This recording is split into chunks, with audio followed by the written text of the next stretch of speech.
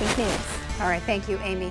A judge has denied a Charlotte County man's motion to dismiss charges of second-degree murder. 35-year-old David Hull argued he was acting in self-defense when he shot and killed 37-year-old Manuel Torres last March. For months, Wink Investigates reporter Olivia Jean has been the only reporter inside the courtroom. And Olivia, what did the judge say led to this conclusion? The court found that prosecutors provided a clear and convincing evidence that Hull was not justified in using deadly force against Torres. In an 8-page ruling, Circuit Court Judge Lisa Porter recapped all the witness testimony and perhaps the most important piece of evidence, the surveillance video of the shooting.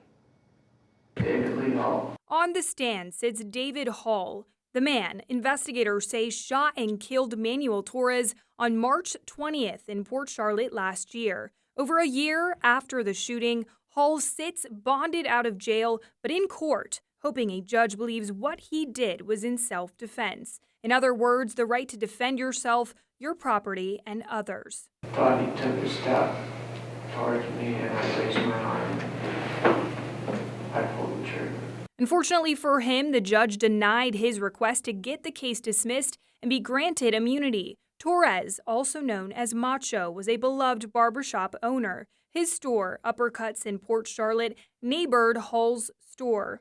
In court, Hull and Torres were described to be friendly with each other. Torres's friends and family crowded the courtroom, with many of them becoming tearful at times. I'm not sure if I would have survived, or I definitely know that I would have been hospitalized. Video of the shooting was played over and over in the evidentiary hearings. We have video of the footage that was played in court and have paused it before the gun was fired, but we want to warn you, the video is disturbing. The security camera footage captured the moment Torres and Hull appear to argue outside the barbershop Torres owned. The encounter quickly turned physical. Video then shows Torres, who is seen wearing a white shirt, throw Hull on the ground. After a moment, the fight appears to stop and Hull gets up. That's when video shows Hull draw his gun and fatally shoot Macho Torres. The final order from the judge states, the video is clear that Mr. Torres appeared to have discontinued the attack. The two men were several feet apart, and it was the defendant who took an aggressive posture, pointed the gun, and had time to reflect prior to discharging the firearm.